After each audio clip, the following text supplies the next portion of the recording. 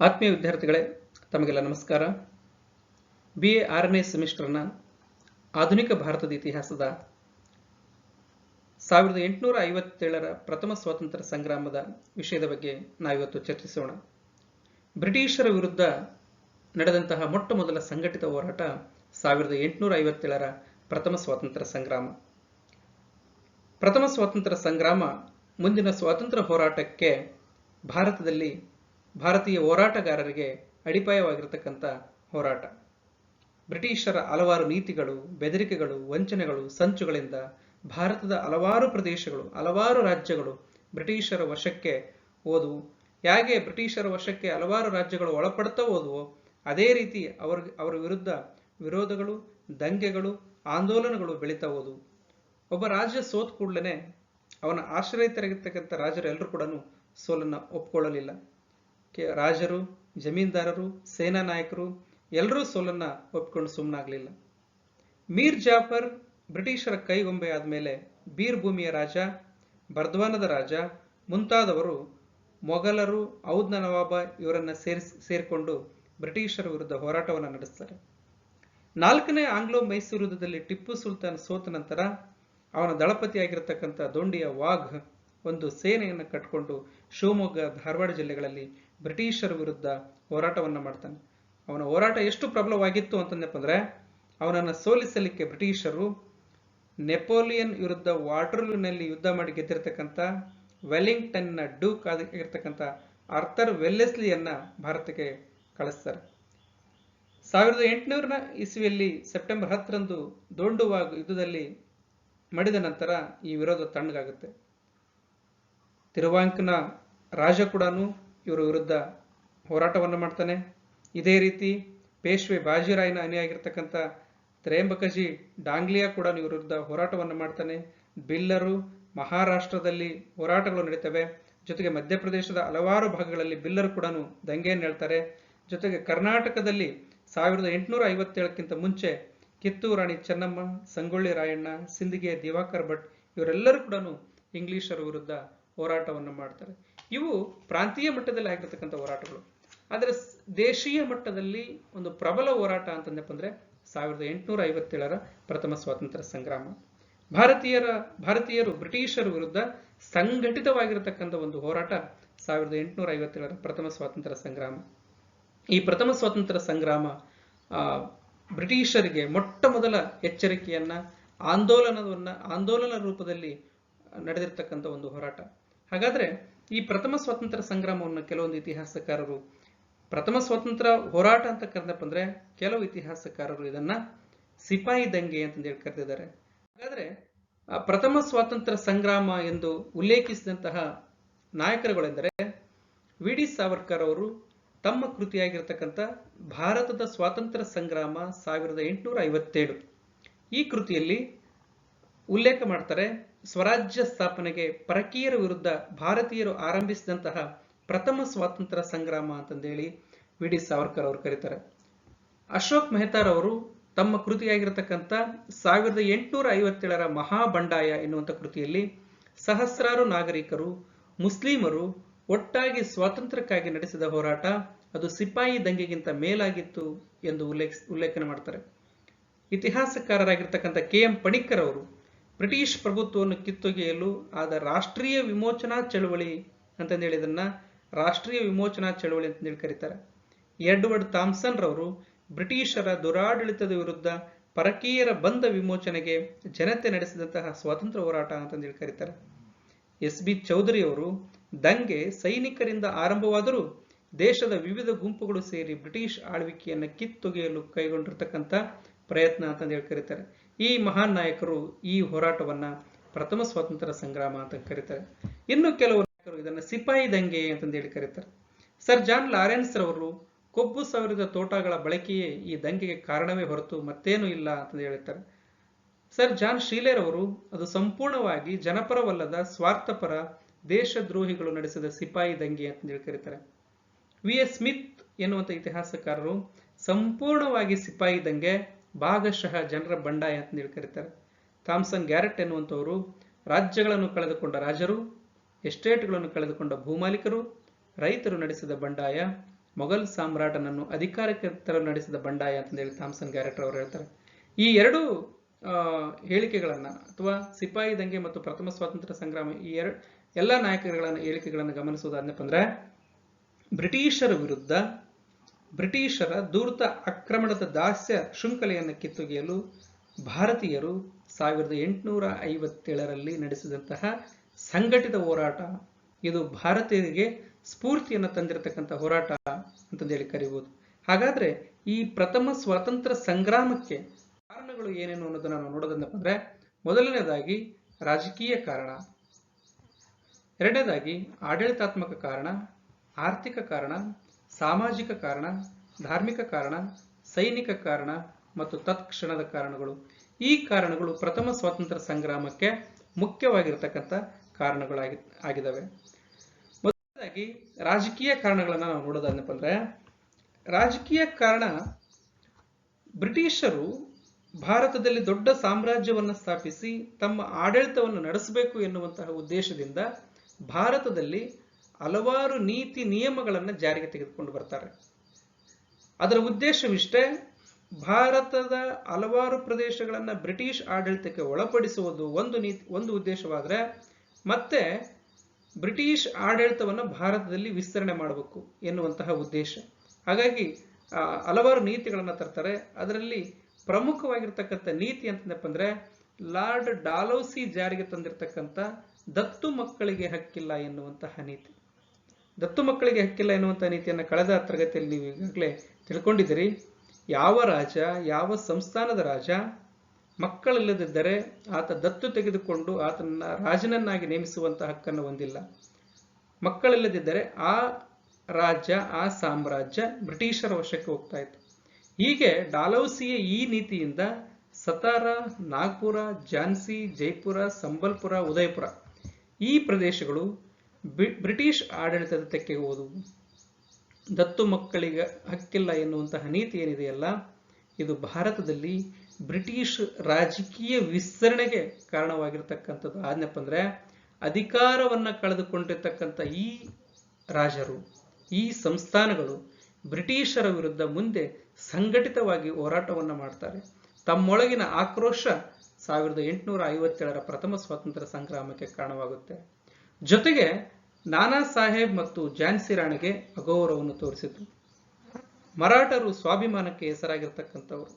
ಪೇಶ್ವೆ 2ನೇ ಬಾಜಿರಾವ್ನ ದತ್ತು ಪುತ್ರನಾಗಿರ್ತಕ್ಕಂಥ ನಾನಾ ಸಾಹೇಬನನ್ನ ದತ್ತು ಮಕ್ಕಳಿಗೆ ಹಕ್ಕಿಲ್ಲ ಎನ್ನುವಂತಹ ನೀತಿಯ ಮೂಲಕ ಆತನನ್ನ ಪೇಶ್ವೆ ಹುದ್ದೆಗೆ ಅನರ್ಹಗೊಳಿಸಲಾಗುತ್ತೆ.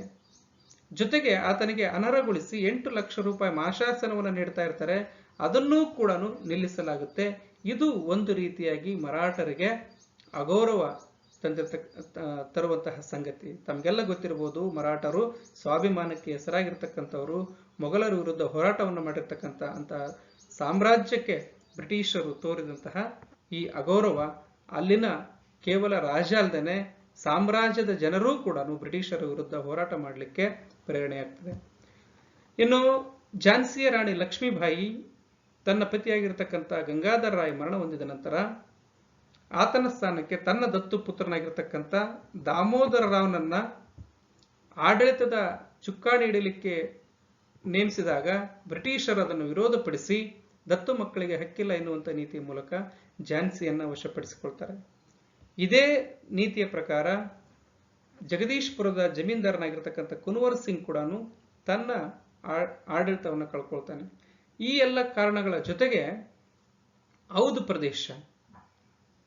ಪ್ರದೇಶ ಕೂಡ ಬ್ರಿಟಿಷರ ವಶಕ್ಕೆ ಹೋಗುತ್ತೆ. ಇದಕ್ಕೆ ಕಾರಣಗಳು ಇರೋದಿಲ್ಲ. ಔದ್ ಪ್ರದೇಶವನ್ನು ವಶಪಡಿಸಿಕೊಳ್ಳಲಿಕ್ಕೆ ಕಾರಣಗಳು ಇರೋದಿಲ್ಲ. ಅಲ್ಲಿ ವಜೀದ್ ಅಲಿ ಉತ್ತಮವಾಗಿ ಆಳ್ವಿಕೆಯನ್ನು ಮಾಡ್ತಾ ಇರ್ತಾನೆ. ಬಹುತೇಕ ಸೈನಿಕರು, ಔದ್ನ ಸೈನಿಕರೇ ಬ್ರಿಟಿಷ್ ಸೈನ್ಯದಲ್ಲಿ ಸೈನಿಕರಾಗಿ ಸೇವೆ ಸಲ್ಲಿಸಿರ್ತಾರೆ. ಆದರೆ ಔದನ್ನು ವಶಪಡಿಸಿಕೊಳ್ಳಬೇಕು ಎನ್ನೋ ಒಂದೇ ಒಂದು ನೆಪದಿಂದ ಡಾಲೌಸಿಯ ಕಾಲದಲ್ಲಿ ದುರಾಡಳಿತದ ನೆಪ ಒಡ್ಡಿ ಔದನ್ನು ವಶಪಡಿಸಿಕೊಳ್ಳಲಾಗುತ್ತೆ. ಇದರಿಂದ ಸುಮಾರು 66,000 ಸೈನಿಕರು ನಿರ್ಗತಿಕರಾಗ್ತಾರೆ. ಮುಂದೆ ಈ ಸೈನಿಕರು ದಂಗೆ ಏಳ್ತಾರೆ. ಇದು ಕೂಡ ಒಂದು ಪ್ರಮುಖವಾಗಿರ್ತಕ್ಕಂಥ ಕಾರಣ. ಇನ್ನು ಮೊಘಲ್ ಸಾಮ್ರಾಜ್ಯದ ಚಕ್ರವರ್ತಿಯಾಗಿರ್ತಕ್ಕಂಥ ಬಹದ್ದೂರ್ ಶಾಗೆ ಅಗೌರವವನ್ನು ತೋರಿತು. ಮೊಘಲ್ ಸಾಮ್ರಾಜ್ಯ ಬ್ರಿಟಿಷ್ ಆಡಳಿತದ ಅವಧಿಯಲ್ಲಿ ಇರತಕ್ಕಂಥ ಬಹುದೊಡ್ಡ ಸಾಮ್ರಾಜ್ಯ. ಮೊಘಲ್ ಸಾಮ್ರಾಜ್ಯದ ಬಗ್ಗೆ ಜನರಿಗೆ ಒಂದು ಅವಿನಾಭಾವ ಸಂಬಂಧವಿತ್ತು. ಆದರೆ ಬಹದ್ದೂರ್ ಶಾಹಿಗೆ ಕೆಂಪುಕೋಟೆಯನ್ನು ವಶಪಡಿಸಿಕೊಂಡು ಅರಮನೆ ಬಳಸುವಂತಹ ಹಕ್ಕಿಲ್ಲ ಮತ್ತು ಚಕ್ರವರ್ತಿ ಎನ್ನುವಂಥ ಬಿರುದನ್ನು ಕೂಡ ಧರಿಸುವಂತಹ ಹಕ್ಕಿಲ್ಲ ಎನ್ನುವಂಥ ನಿಯಮಗಳನ್ನು ಜಾರಿಗೆ ತೆಗೆದುಕೊಂಡು ಮೊಘಲರಿಗೆ ಅಪಮಾನ ಮಾಡಿದ್ದು ಮುಂದೆ ಮೊಘಲ್ ಸಾಮ್ರಾಜ್ಯದ ಸೈನಿಕರು ಮತ್ತೆ ಸಾಮ್ರಾಜ್ಯದ ಜನರು ಸಂಘಟಿತರಾಗಿ ಬ್ರಿಟಿಷರ ವಿರುದ್ಧ ಹೋರಾಟ ಮಾಡಲಿಕ್ಕೆ ಇದೊಂದು ಬ್ರಿಟಿಷರ ಜನಾಂಗೀಯ ನೀತಿ, ಕಪ್ಪು ಮತ್ತು ಬಿಳಿ ಎನ್ನುವಂತಹ ವರ್ಣದ ಆಧಾರದ ಮೇಲೆ ಭಾರತೀಯರನ್ನು ನಿಕೃಷ್ಟವಾಗಿ ಕಾಣುವಂತಹ ಬ್ರಿಟಿಷರ ಜನಾಂಗೀಯ ನೀತಿಯು ಕೂಡ ಪ್ರಮುಖವಾಗಿರತಕ್ಕಂಥ ಅಂಶವಾಗಿ ಪರಿಣಮಿಸಿತು. ಮತ್ತು ದತ್ತು ಮಕ್ಕಳಿಗೆ ಹಕ್ಕಿಲ್ಲ ನೀತಿಯ ಮೂಲಕ ಮತ್ತೆ ಬೇರೆ ಬೇರೆ ನೀತಿಯ ಮೂಲಕ ರಾಜರು ತಮ್ಮ ಬಿರುದು ಬಾವಲಿಗಳನ್ನು ಕಳೆದುಕೊಳ್ಳುವಂತಾಯಿತು. ಯಾವುದೇ ರಾಜ ಚಕ್ರವರ್ತಿ ಅಥವಾ ಇನ್ನಿತರ ಯಾವುದೇ ಬಿರುದುಗಳನ್ನು ಹೊಂದುವಂತಿಲ್ಲ ಎನ್ನುವಂಥ ನೀತಿಯನ್ನು ಜಾರಿಗೆ ತೆಗೆದುಕೊಂಡು ಬರಲಾಯಿತು. ಯಾವ ರಾಜನ ಸಾಮ್ರಾಜ್ಯವನ್ನು ದತ್ತು ಮಕ್ಕಳಿಗೆ ಹಕ್ಕಿಲ್ಲ ನೀತಿಯ ಪ್ರಕಾರ ವಶಪಡಿಸಿಕೊಂಡಿತ್ತೋ ಅಂತಹ ರಾಜರಿಗೆ ವಿಶ್ರಾಂತಿ ವೇತನವನ್ನು ನೀಡ್ತಾ ಇದ್ರು. ಆದರೆ ಡಾಲೌಸಿ ಅದನ್ನೂ ಸಹ ರದ್ದುಪಡಿಸಿದ. ಇನ್ನು ಲಾರ್ಡ್ ವೆಲ್ಲೆಸ್ಲಿ ಜಾರಿಗೆ ತೆಗೆದುಕೊಂಡು ಬಂದಿರತಕ್ಕಂಥ ಸಹಾಯಕ ಸೈನ್ಯ ಪದ್ಧತಿಯೂ ಕೂಡ ಒಂದು ಪ್ರಮುಖ ಕಾರಣವೆಂದು ಹೇಳಬಹುದು. ಏಕೆಂದರೆ ಸಹಾಯಕ ಸೈನ್ಯ ಪದ್ಧತಿಯ ಪ್ರಕಾರ ಬ್ರಿಟಿಷರಿಗೆ ಯಾವ ಸಾಮ್ರಾಜ್ಯದ ಅಥವಾ ಸಂಸ್ಥಾನದ ದೊರೆ ಆ ಸೈನ್ಯಕ್ಕೆ ಸೈನ್ಯ ವೆಚ್ಚವನ್ನು ಭರಿಸಲಾಗದಿದ್ದರೆ ಆ ಪ್ರದೇಶವನ್ನು ವಶಪಡಿಸಿಕೊಳ್ಳುವಂತಹ ನಿಯಮ ಬ್ರಿಟಿಷರು ಸಹಾಯಕ ಸೈನ್ಯ ಪದ್ಧತಿಯ ಮೂಲಕ ತೆಗೆದುಕೊಂಡು ಬಂದಿದ್ರು. ಅದರ ಪ್ರಕಾರ ಹೈದರಾಬಾದಿನ ನಿಜಾಮ ಮೊಟ್ಟ ಮೊದಲು ಸಹಾಯಕ ಸೈನ್ಯ ಪದ್ಧತಿಗೆ ಸಹಿ ಹಾಕಿದಂತಹ ಸಂಸ್ಥಾನದ ದೊರೆ ಹೈದರಾಬಾದಿನ ನಿಜಾಮ. ಆತ ಸಹಾಯಕ ಸೈನ್ಯ ಪದ್ಧತಿಯ ವೆಚ್ಚವನ್ನು ಭರಿಸಲಾಗದಿದ್ದಕ್ಕಾಗಿ ಡಾಲೌಸಿಯು 1853ರಲ್ಲಿ ಬಿರಾರ್ ಪ್ರಾಂತವನ್ನು ವಶಪಡಿಸಿಕೊಳ್ತಾನೆ. ಇವಿಷ್ಟು 1857ರ ಪ್ರಥಮ ಸ್ವಾತಂತ್ರ್ಯ ಸಂಗ್ರಾಮಕ್ಕೆ ಕಾರಣವಾಗಿರತಕ್ಕಂಥ ರಾಜಕೀಯ ಅಂಶಗಳು.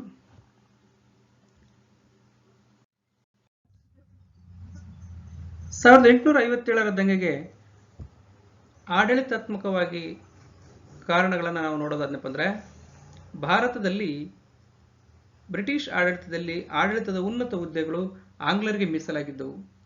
ಮತ್ತೆ ಬ್ರಿಟಿಷ್ ಆಡಳಿತ ವಿಸ್ತರಣೆಯಾಗಿದ್ದರಿಂದ ಭಾರತದ ಹಲವಾರು ಪ್ರದೇಶಗಳಲ್ಲಿ ಬ್ರಿಟಿಷ್ ಆಡಳಿತ ಇದ್ದುದರಿಂದ ಬ್ರಿಟಿಷ್ ಆಡಳಿತದಲ್ಲಿ ಅದಕ್ಷತೆ ಮತ್ತು ಅಪ್ರಾಮಾಣಿಕತೆ ಕಂಡುಬರುತ್ತಿತ್ತು.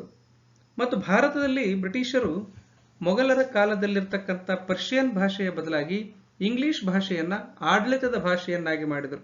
ಇದು ಒಂದು ರೀತಿಯಾಗಿ ಭಾರತೀಯರಲ್ಲಿ ಅಸಮಾಧಾನವನ್ನು ಮೂಡಿಸಿತು. ಇನ್ನು ಭಾರತದಲ್ಲಿ ಬ್ರಿಟಿಷರು ಜಾರಿಗೆ ತಂದಿರತಕ್ಕಂಥ ಭೂ ಕಂದಾಯ ಪದ್ಧತಿಗಳು ಅಸಮರ್ಪಕವಾಗಿದ್ದವು, ಜೊತೆಗೆ ರೈತರನ್ನ ಶೋಷಣೆ ಮಾಡುವಂತಹದ್ದಾಗಿದ್ದವು. ಇಲ್ಲಿಯವರೆಗೂ ರಾಜರಿಂದ ಪಡೆದುಕೊಂಡಿರ್ತಕ್ಕಂಥ ವಿಶೇಷ ಭೂಮಿಗಳನ್ನು ಧಾರ್ಮಿಕ ಸಂಸ್ಥೆಗಳು, ಶಿಕ್ಷಣ ಸಂಸ್ಥೆಗಳು, ಪಂಡಿತರು ಪಡೆದಿರತಕ್ಕಂಥ ವಿಶೇಷ ಭೂಮಿಗಳನ್ನು, ವಿನಾಯಿತಿಗಳನ್ನು ಬ್ರಿಟಿಷರು ಕಿತ್ಕೊಳ್ತಾರೆ. 1857ರಲ್ಲಿ ಜಾರಿಗೆ ಬಂದಿರತಕ್ಕಂಥ ಇನಾಮ್ ಕಮಿಷನ್ ಶಿಕ್ಷಣ ಸಂಸ್ಥೆಗಳು, ಧಾರ್ಮಿಕ ಸಂಸ್ಥೆಗಳು ಹಾಗೂ ಪಂಡಿತರು ಪಡೆದಿರತಕ್ಕಂಥ ಭೂಮಿಗಳನ್ನು ಮರಳಿ ಪಡೆಯುತ್ತೆ. ಇದರಿಂದ ಶಿಕ್ಷಣ ಸಂಸ್ಥೆಗಳು, ಧಾರ್ಮಿಕ ಸಂಸ್ಥೆಗಳು ಹಾಗೂ ಪಂಡಿತರಲ್ಲಿ ಇವರು ಬ್ರಿಟಿಷರ ವಿರುದ್ಧ ಆಕ್ರೋಶವನ್ನು ಉಂಟು ಮಾಡಲಿಕ್ಕೆ ಈ ಅಂಶ ಕಾರಣವಾಗುತ್ತೆ.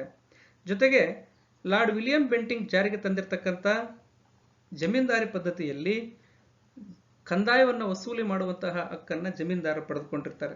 ಆರಂಭದಲ್ಲಿ ಬಿಹಾರ, ಬಂಗಾಳ, ಒರಿಸ್ಸಾ ಮತ್ತಿತರ ಪ್ರಾಂತ್ಯಗಳಲ್ಲಿ ಕಂದಾಯ ವಸೂಲಿಗಾಗಿ ಮೊದಲು ಭಾರತೀಯ ಅಧಿಕಾರ ವರ್ಗವೇ ನೇಮಕವಾಗಿರುತ್ತೆ. ಆದರೆ ಕೆಲವು ಸಮಯದ ನಂತರ ಬ್ರಿಟಿಷರು ತಮ್ಮವರೇ ಆದ ಕಲೆಕ್ಟರ್ಗಳನ್ನು ನೇಮಿಸಿಕೊಳ್ತಾರೆ. ಈ ಕಲೆಕ್ಟರ್ಗಳು ಬಲವಂತವಾಗಿ ಕಂದಾಯವನ್ನು ವಸೂಲಿ ಮಾಡ್ತಾರೆ. ಈ ಜಮೀನ್ದಾರರು ಅಥವಾ ಕಲೆಕ್ಟರ್ಗಳು ರೈತರನ್ನ ಶೋಷಣೆ ಮಾಡ್ತಾರೆ, ಬಲವಂತವಾಗಿ ಅಧಿಕ ಪ್ರಮಾಣದ ಕಂದಾಯವನ್ನ ವಸೂಲಿ ಮಾಡ್ತಾರೆ. ಜೊತೆಗೆ ಇಲ್ಲಿಯವರೆಗೆ ಭೂಮಾಲೀಕತ್ವವನ್ನು ಹೊಂದಿರತಕ್ಕಂಥ ಜಮೀನುದಾರರು ಸಾಮಾನ್ಯ ರೈತರ ಮಟ್ಟಕ್ಕೆ ಇಳಿತಾರೆ. ಜಮೀನ್ದಾರು ವರ್ಗವೂ ಕೂಡ ಬ್ರಿಟಿಷರ ವಿರುದ್ಧ ಆಕ್ರೋಶವನ್ನ ವ್ಯಕ್ತಪಡಿಸುತ್ತೆ. ಜೊತೆಗೆ ಡಾಲೌಸಿ ಜಾರಿಗೆ ತೆಗೆದುಕೊಂಡು ಬಂದಿರತಕ್ಕಂಥ ದತ್ತು ಮಕ್ಕಳಿಗೆ ಹಕ್ಕಿಲ್ಲ ಸಿದ್ಧಾಂತವು ಭೂ ಮಾಲೀಕರಿಗೂ ಸಹ ಅನ್ವಯವಾಗುವಂತೆ ಮಾಡುತ್ತೆ. ಅಂದ್ರೆ ಭೂ ಮಾಲೀಕರೂ ಕೂಡ ತಮಗೆ ಸಂತಾನವಿಲ್ಲದಿದ್ದರೆ ಜಮೀನ್ದಾರ್ ಪದ್ಧತಿಯನ್ನು ಕಳೆದುಕೊಳ್ಳುವಂಥದ್ದು ಮತ್ತು ಅಪಾರ ಪ್ರಮಾಣದ ಭೂಮಿಯನ್ನು ಕಳೆದುಕೊಳ್ಳುವಂತಹ ಪರಿಸ್ಥಿತಿಗೆ ಬರುತ್ತೆ. ಹಾಗಾಗಿ ಜಮೀನ್ದಾರರು ಕೂಡ ಸಂಘಟಿತರಾಗಿ ಬ್ರಿಟಿಷರ ವಿರುದ್ಧ ಹೋರಾಟವನ್ನು ಮಾಡಲಿಕ್ಕೆ ಕಾರಣವಾಗುತ್ತೆ. ಇನ್ನು 1857ರ ಸ್ವಾತಂತ್ರ್ಯ ಸಂಗ್ರಾಮಕ್ಕೆ ಮತ್ತೆ ಪ್ರಮುಖ ಕಾರಣವಂತಂದಪ್ಪ ಅಂದ್ರೆ ಆರ್ಥಿಕ ಕಾರಣಗಳು. ಭಾರತದ ಕಚ್ಚಾ ವಸ್ತುಗಳು ಇಂಗ್ಲೆಂಡ್ಗೆ ಲೂಟಿ ಆಗ್ತವೆ. ಅಂದ್ರೆ ಆಗಿನ ಸಮಯದಲ್ಲಿ ಇಂಗ್ಲೆಂಡಿನಲ್ಲಿ ಕೈಗಾರಿಕಾ ಕ್ರಾಂತಿ ಆಗಿರುತ್ತೆ. ಈ ಕೈಗಾರಿಕಾ ಕ್ರಾಂತಿಯಿಂದ ಯಂತ್ರಗಳ ಪ್ರಭಾವ ಇಂಗ್ಲೆಂಡ್ನಲ್ಲಿ ಅಧಿಕವಾಗಿರುತ್ತೆ. ಹಾಗಾಗಿ ಆ ಯಂತ್ರಗಳಿಗೆ ಬೇಕಾಗಿರತಕ್ಕಂಥ ಕಚ್ಚಾ ವಸ್ತುಗಳನ್ನು ಭಾರತದಿಂದ ಆಮದು ಮಾಡಿಕೊಳ್ಳಲಾಗುತ್ತೆ.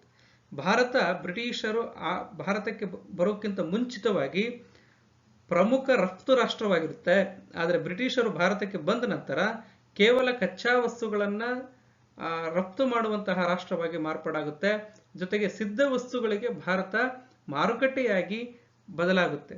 ಜೊತೆಗೆ ಇಂಗ್ಲೆಂಡ್ನ ಕೈಗಾರಿಕಾ ಕ್ರಾಂತಿಯ ಜೊತೆ ಅಥವಾ ಯಂತ್ರಗಳ ಜೊತೆ ಪೈಪೋಟಿಯನ್ನು ಒಡ್ಡಲಾಗದೇನೆ ಭಾರತದ ಕೈಗಾರಿಕೆಗಳು ಅವನತಿಯನ್ನು ಹೊಂದವೆ.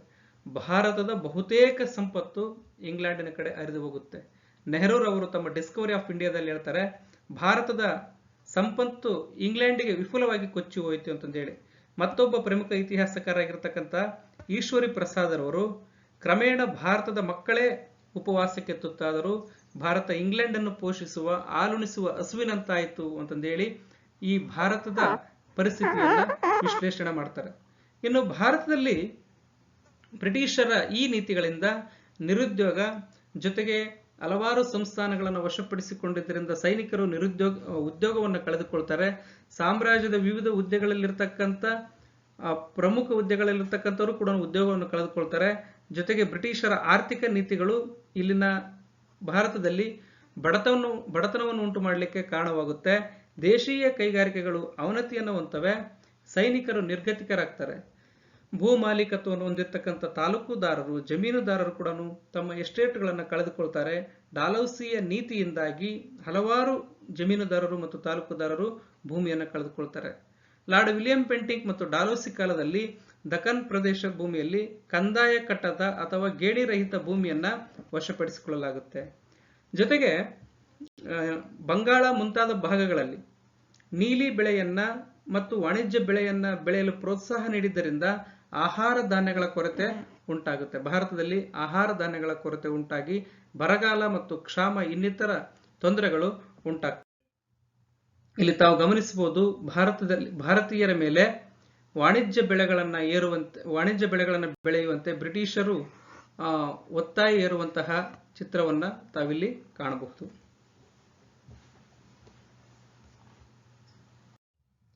ಭಾರತದ ಪ್ರಮುಖ ಬೆಳೆಯಾಗಿರ್ತಕ್ಕಂಥ ಹತ್ತಿಯನ್ನ ಇಂಗ್ಲೆಂಡಿಗೆ ಸಾಗಿಸಿ, ಆಗ ಇಂಗ್ಲೆಂಡಿನಲ್ಲಿ ಕೈಗಾರಿಕಾ ಕ್ರಾಂತಿ ಆಗಿರುತ್ತೆ. ಅಲ್ಲಿ ಉತ್ಪಾದಿಸಿದಂತಹ ವಸ್ತುಗಳಿಗೆ ಭಾರತದಲ್ಲಿ ಭಾರತ ಮಾರುಕಟ್ಟೆಯ ದೇಶವಾಗಿ ಮಾರ್ಪಾಡ.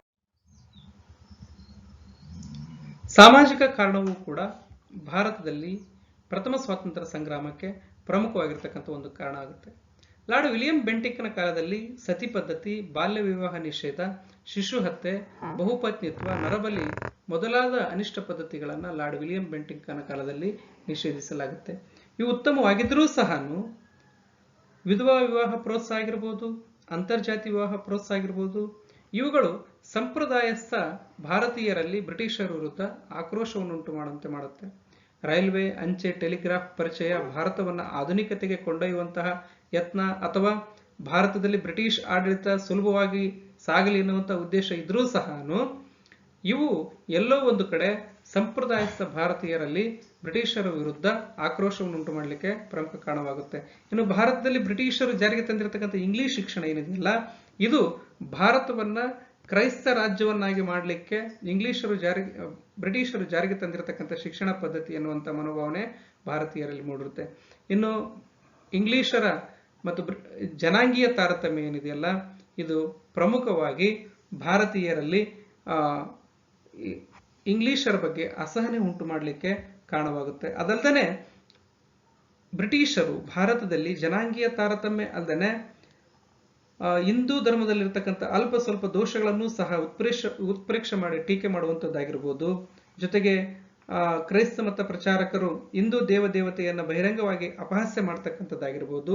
ಇವೆಲ್ಲವೂ ಸಹ ಪ್ರಮುಖವಾಗಿ ಬ್ರಿಟಿಷರ ವಿರುದ್ಧ ಹೋರಾಟವನ್ನು ಮಾಡಲಿಕ್ಕೆ, ಜನಸಾಮಾನ್ಯರನ್ನು ಕೂಡ ಸಂಘಟಿತವನ್ನಾಗಿ ಮಾಡಲಿಕ್ಕೆ ಮಾಡ್ತವೆ. ಇನ್ನು ಪ್ರಮುಖ ಪಾತ್ರವನ್ನು ವಹಿಸಿರ್ತಕ್ಕಂಥ ಅಂದ್ರೆ ಕ್ರೈಸ್ತ ಮಿಷನರಿಗಳು. ಭಾರತಕ್ಕೆ ಬ್ರಿಟಿಷರು ತಕ್ಕಡಿಯನ್ನು ಹಿಡ್ಕೊಂಡು ಬಂದರು, ಜೊತೆಗೆ ಶಿಲುಬೆಯನ್ನು ಹಿಡ್ಕೊಂಡು ಕೂಡ ಬರ್ತಾರೆ. ಅಂದ್ರೆ ಕ್ರೈಸ್ತ ಮಿಷನರಿಗಳು ಸ್ಥಾಪಿಸಿದಂತಹ ಶಿಕ್ಷಣ ಸಂಸ್ಥೆಗಳಾಗಿರ್ಬೋದು, ಕ್ರೈಸ್ತ ಮತದ ಬಗೆಗಿನ ಪ್ರಚಾರವನ್ನು ಕೈಗೊಳ್ತವೆ ಹಾಗೂ ವಿದ್ಯಾರ್ಥಿಗಳನ್ನ ಕ್ರೈಸ್ತ ಧರ್ಮಕ್ಕೆ ಮತಾಂತರಿಸಿರುವುದರಿಂದ ಮಾತ್ರ ಅವರ ಆತ್ಮೋದ್ಧಾರ ಸಾಧ್ಯ ಅಂತಂದು ಹೇಳಿ ಅವು ಪ್ರಚಾರವನ್ನ ಮಾಡ್ತವೆ.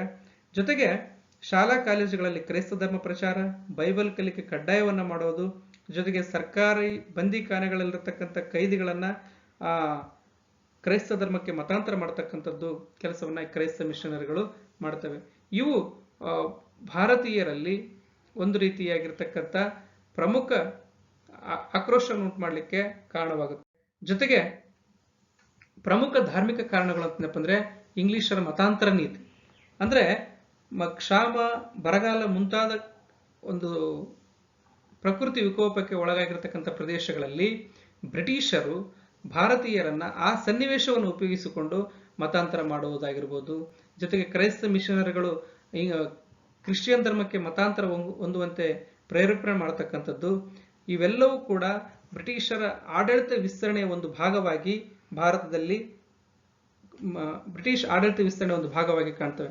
ಬ್ರಿಟನ್ ಅಧ್ಯಕ್ಷ ಮ್ಯಾಂಗಲ್ಸ್ ಒಂದ್ ಕಡೆ ಹೇಳ್ತಾನೆ, ಕ್ರೈಸ್ತನ ಧ್ವಜ ಭಾರತದ ಒಂದು ಕೊನೆಯಿಂದ ಮತ್ತೊಂದು ಕೊನೆಗೆ ಹಾರಡುವಂತೆ ಮಾಡಲು ವಿಶಾಲವಾದ ಈ ಹಿಂದೂಸ್ತಾನವನ್ನೇ ಇಂಗ್ಲೆಂಡ್ಗೆ ಕರುಣಿಸಿದ್ದಾನೆ ಅಂತ ಹೇಳ್ತಾನೆ.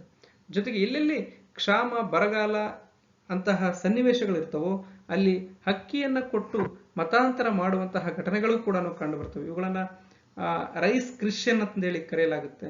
ಜೊತೆಗೆ ಲಾರ್ಡ್ ಮೆಕಾಲೆ ಹಿಂದೂ ಧರ್ಮ ಗ್ರಂಥಗಳನ್ನು ಟೀಕಿಸಿ ಅನೇಕ ಪ್ರಬಂಧಗಳನ್ನು ಬರೀತಾನೆ. ಹಿಂದೂ ಶಾಸ್ತ್ರ ಗ್ರಂಥಗಳಿಗೆ ಯಾವುದೇ ಮಹತ್ವವಿಲ್ಲ ಅಂತಂದೇಳಿ ಹೇಳ್ತಾನೆ. ಇವೆಲ್ಲವೂ ಪುರಾಣ ಶಾಸ್ತ್ರಜ್ಞರಲ್ಲಿ, ವಿದ್ಯಾವಂತ ಹಿಂದೂಗಳಲ್ಲಿ ಒಂದು ರೀತಿಯಾಗಿರ್ತಕ್ಕಂಥ ಸಿಟ್ಟಿನ ಮನೋಭಾವನೆಯನ್ನ ಮೂಡಿಸಲಿಕ್ಕೆ ಕಾರಣವಾಗುತ್ತೆ. ಹಿಂದೂ ಮತ್ತು ಮುಸಲ್ಮಾನರನ್ನ ಕ್ರೈಸ್ತ ಧರ್ಮಕ್ಕೆ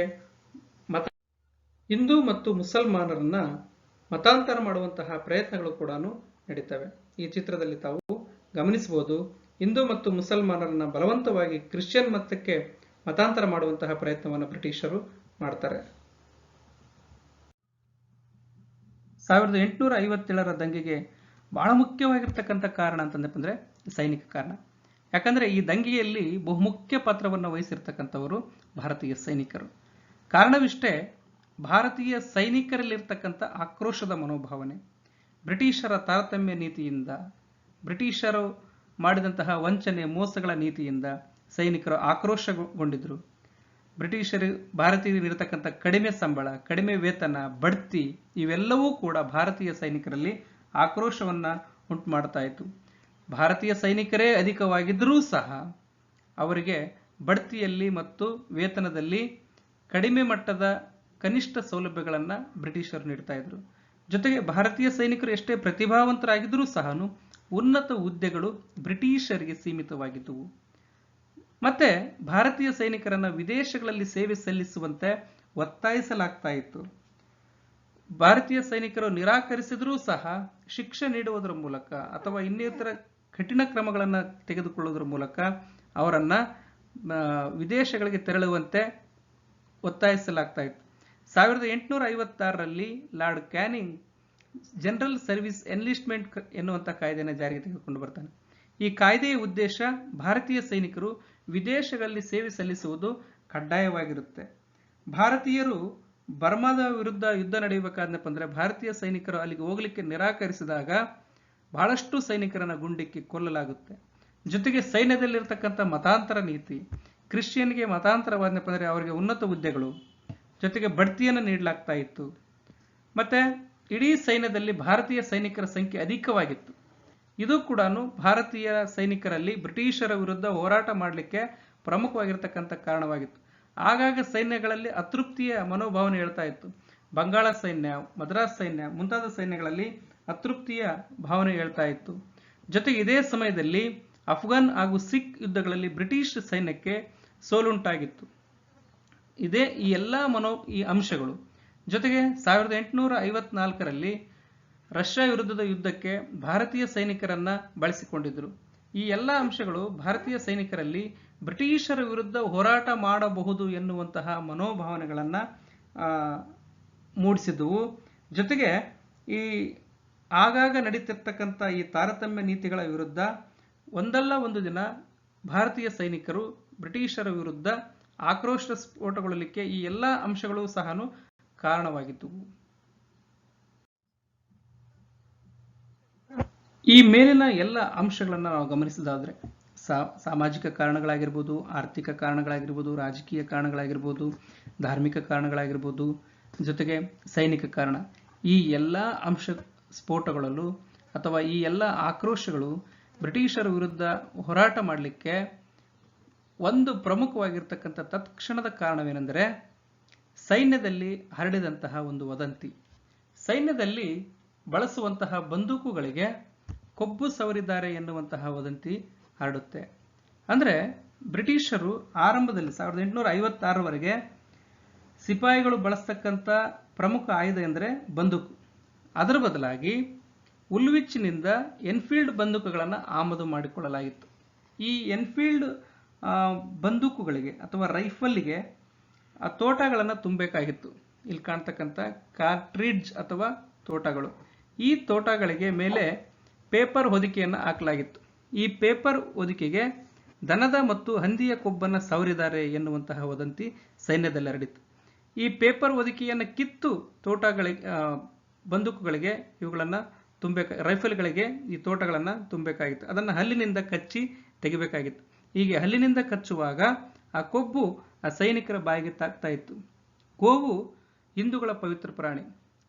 ಹಂದಿ ಇಸ್ಲಾಮರಿಗೆ ತಿನ್ನಲಿಕ್ಕೆ ನಿಷಿದ್ಧವಾಗಿರ್ತಕ್ಕಂಥ ಪ್ರಾಣಿ. ಈ ತೋಟಗಳಿಗೆ ಹಂದಿಯ ಮತ್ತು ದನದ ಕೊಬ್ಬು ಸವರಿದ್ದಾರೆ ಎನ್ನುವಂತಹ ವದಂತಿ 1857ರ ದಂಗೆಗೆ ತತ್ಕ್ಷಣದ ಕಾರಣವಾಯಿತು. ಈ ತೋಟಗಳನ್ನು ಬಳಸಲಿಕ್ಕೆ ಸೈನಿಕರು ನಿರಾಕರಣೆಯನ್ನು ಮಾಡ್ತಾರೆ. ಜೊತೆಗೆ ಲಾರ್ಡ್ ಡಾಲೌಸಿಯ ಅಧಿಕಾರದ ಅಂತಿಮ ಹಂತದ ಹೊತ್ತಿಗೆ ಭಾರತೀಯ ಸೈನಿಕರ ಸಂಖ್ಯೆಯೂ ಕೂಡ ಹೆಚ್ಚಾಗಿರುತ್ತೆ. 2,78,322ರಲ್ಲಿ 2,33,000 ಸೈನಿಕರು ಭಾರತೀಯರಿರ್ತಾರೆ.